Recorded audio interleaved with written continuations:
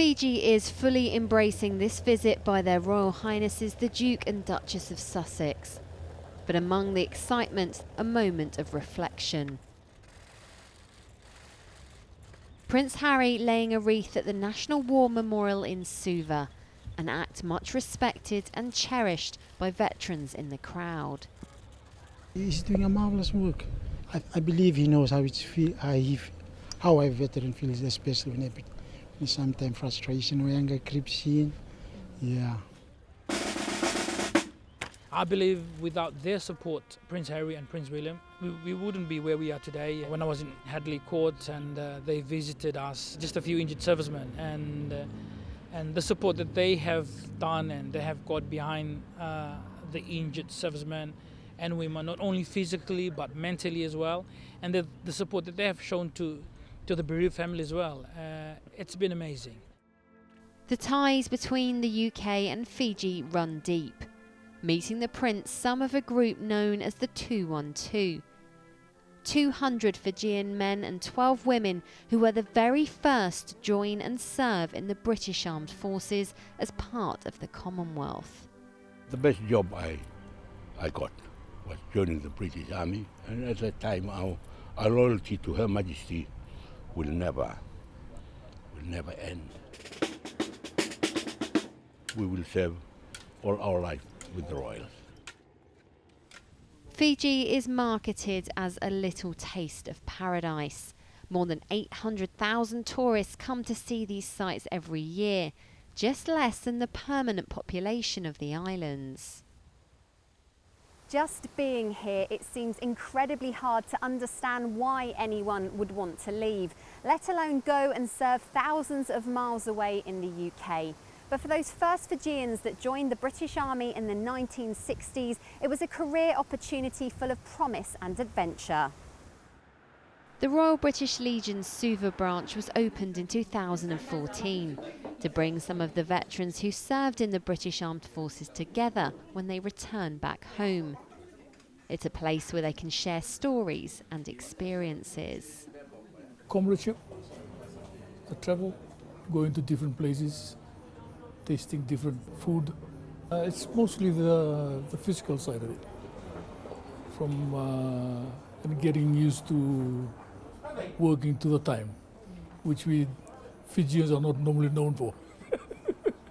Landing in the UK, what was that like, that very first time? It was on the 21st of December.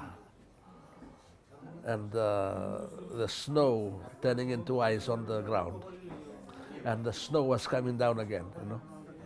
And we only had our tropical clothes on it. I said, my God, what has happened? What have we done, you know? I still remember my first Staff Sergeant Berklav. He was a great man. He said to me, if you haven't got a sense of humor, the army is not a place for you. Culture shock was quite a good, because, but it's the lads that made it. It is the lads that made the army for me.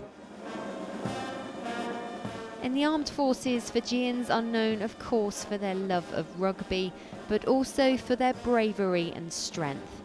And their courage and sacrifice for the British Crown has been honoured by the royal family once again.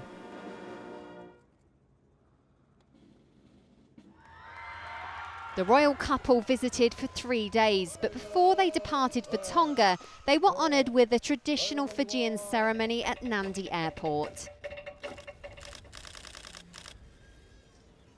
Held for the community to embrace their past and heritage and seek the blessings and power of their gods to bless their special visitors.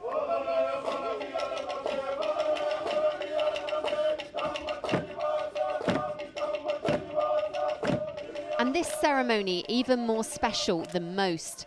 The crowds and Prince Harry and Meghan gathered to honour one of Fiji's most famous sons. Sergeant Taliasi Labalaba, known to his British friends as Laba, left his homeland to serve with distinction, first for the Royal Ulster Rifles and then 7 years later with the Special Air Service. One of 212 Fijians who were the very first to join the British Army.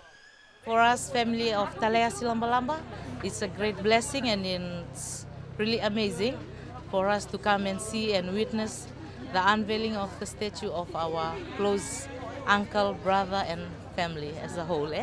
Laba joined in 1961. It must have been quite a shock to him to arrive in Northern Ireland from this weather here in Fiji. But he did extremely well in his career in the Ulster Rifles, rising to the rank of sergeant. He was very well respected. And talking to some of his colleagues here this week, they hold him in esteem which is higher than anything I've ever experienced. There's a degree of reverence when you mention Laba's name. All I can say is Lambo's a great person. Very 100%, whatever he does, he's going to give you 100%. And we all, that's our motto. When we do something, you got to be the best to make sure that whatever we do is good and is correct. And we also look after people anywhere in the world, not just Oman. Okay? We are very proud to be, helping the Crown to achieve our aim, which is peace. Now the story of Sergeant Labalaba has been immortalised in a statue that explains his heroism in the Battle of Mirbat in Oman in 1972. Ambushed by rebel forces, Laba and his 9-man SAS team fought off 250 enemy for hours until reinforcements arrived. Laba manning a 25-pound field gun to save his friends, wounded and later killed protecting them. In his home village, his son keeps his story alive. He fought with it for 6 hours, he was there, and a 25-pounder gun is just for 6 men. And he was there alone, and he wounded in the tip of the chin already.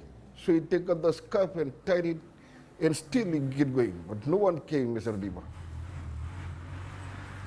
Very emotional to see. I just can't say much. Very sad that no one came. But I will be very, very happy for my dad. He do the best he can. Sergeant Labalaba grew up in Vatutu, Nawaka, just a few miles from Nandi Airport. A home both green and fruitful, where community is important. A memorial placed here by the SAS a few years ago remembers his sacrifice. The secrecy surrounding the regiment meant that for years his story wasn't well known outside of Fiji, but he is iconic for those who grew up here. Joanna tells me that when Labalaba got the invitation to join the British Army, he had to go and tell his family that he was leaving. It was a dream come true for him. He acted like a soldier even in his school days, walking 5 kilometres and back every day. The statue that will bring something new to Fiji, because every time we just read it in the paper about him. Now they see the statue that they can just say that he's a real hero, he's a legend.